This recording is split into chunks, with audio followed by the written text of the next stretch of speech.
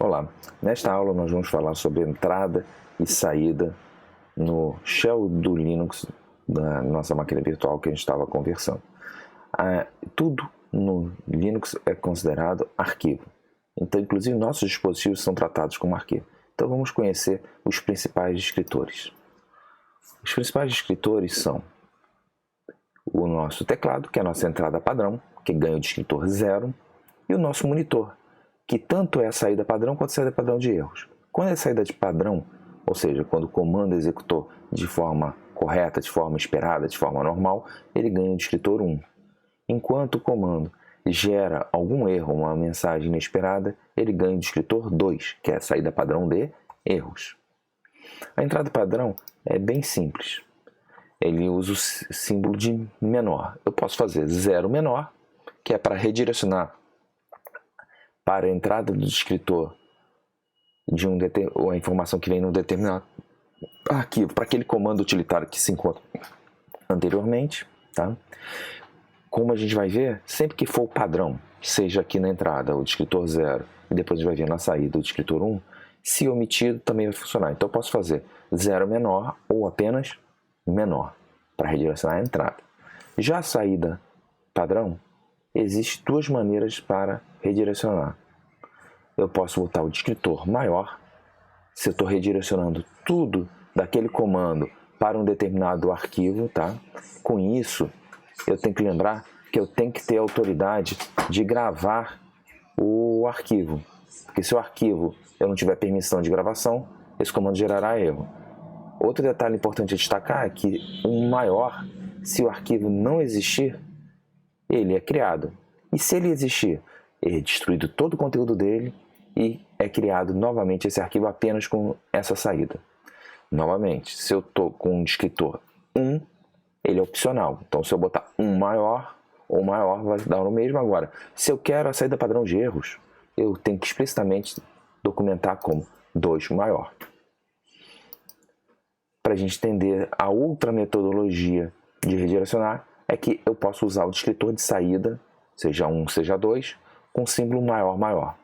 Com isso, eu também tenho todas aquelas questões de permissão do arquivo, tá? Mas nesse caso, se o arquivo não existe, crio, igualzinho ao maior, mas se o arquivo já existe, eu anexo ao final do arquivo. Isso é muito interessante, principalmente quando eu estou trabalhando com logs, quando eu quero uma sequência de comandos e eu quero manter nesse documento todos os resultados do meu fluxo de execuções. Tá?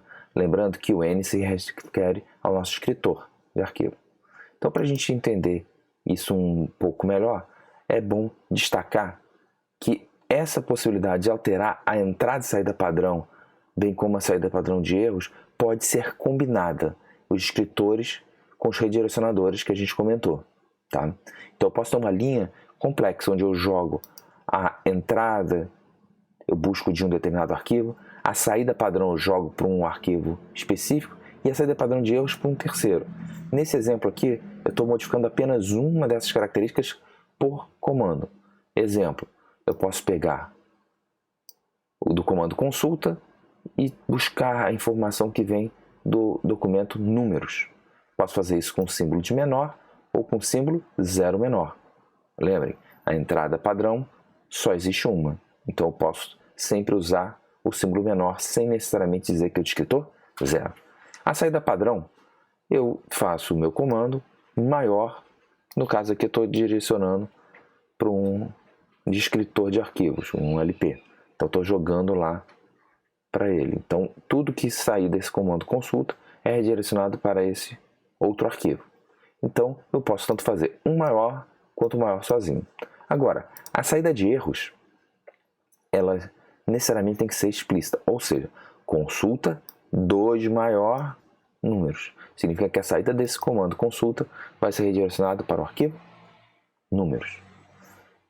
Para a gente praticar e ver isso com mais clareza, vamos voltar aqui para o nosso terminal e treinar. Então, por exemplo, eu tenho o ls, que vem a informação do meu arquivo. Apareceu na tela o que é? O nosso diretório corrente com todos os arquivos que ali se encontram. Se eu der um ls, um nome que não existe ali, ele vai gerar uma mensagem de erros. Então, para treinar, primeira coisa a gente vai fazer o quê? ls espaço maior acertos.txt. Mostrou na tela o que? Nada. Porque esse comando não gerava acertos? Gerava. Então, ao redirecionar para ele, tudo foi parar em que documento? Acertos. Então, se a gente tentar editar com VI e acertos, olha o que a gente vai ver. O documento da listagem corrente. Em compensação, se eu fizer esse mesmo comando, acertos, mas com aquela mensagem que dava erros, olha o que vai acontecer. Nada apareceu na tela? Não, apareceu, porque gerava erros. E o 2 maior não foi redirecionado, então apareceu na minha tela. Em compensação, olha o que aconteceu com o documento. Apagou todo o seu conteúdo. Por quê? O nosso documento foi destruído, porque eu usei o maior. Agora, se eu fizer em compensação ls acertos, eu não criei uma informação lá para o meu acertos? Criei. E agora, eu fizer aquele ls, mas não maior que acertos. Maior, acertos. Se essa listagem tiver acertos, ela vai ser colocada onde? No final. Se ela não tiver acertos, não destruirá o arquivo e aparecerá a mensagem na minha tela. Veja que eu não destruí o conteúdo de acertos. Então, o que é o comum se eu quero fazer logs? Eu boto meu comando, acertos, e 2 maior, erros, por exemplo. Com isso, os erros são cadastrados no arquivo erros e os acertos são cadastrados no arquivo acertos. Observe que no erros, eu de propósito não coloquei uma extensão para mostrar para vocês que no Unix ou no Linux eu não preciso ter extensões. Mas nada impediria que eu colocasse erros.txt, que nem eu fiz no acertos. Então agora, se eu executar um outro comando, por exemplo, vamos apagar esse daqui, pwd, ele não exibe o caminho corrente? Veja que nada apareceu na tela. Por quê? Se deu erro, vai para o erros. Se deu acertos, vai para acertos. Então, se eu for editar o arquivo acertos, eu vou ver que agora apareceu no final quem?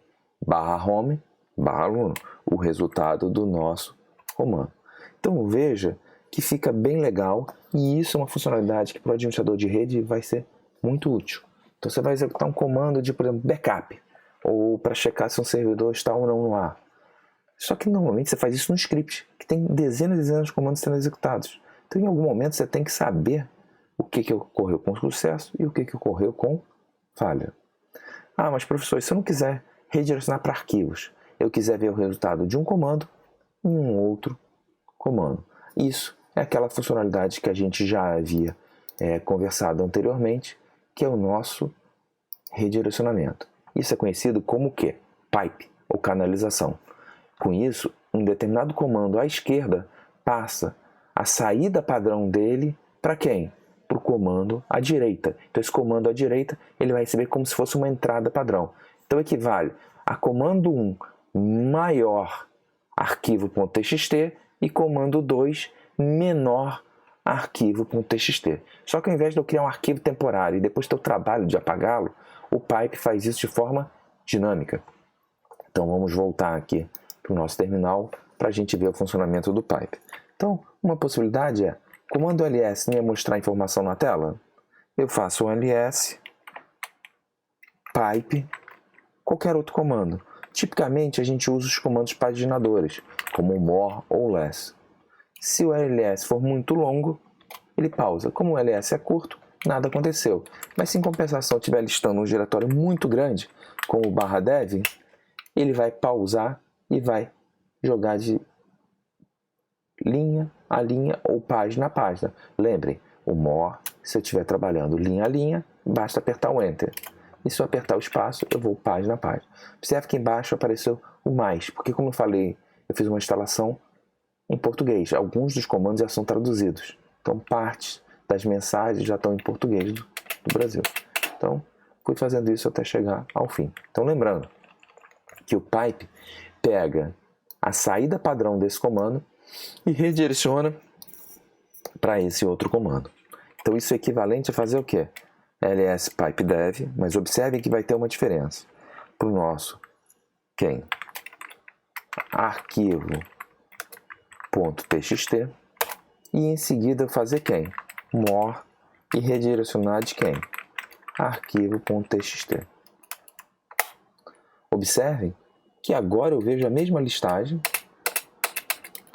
mesma funcionalidade, só que dessa vez eu fiz quebrado. Então, em vez de usar o pipe, eu peguei a saída padrão, guardei no arquivo e depois peguei a entrada padrão, buscando do mesmo arquivo e jogando no próximo comando. Então, eu creio que com isso ficou claro para vocês a questão de redirecionamento de arquivos e também o que é o nosso comando pipe, que a gente vai usar muito nas nossas aulas. Um abraço e até a próxima.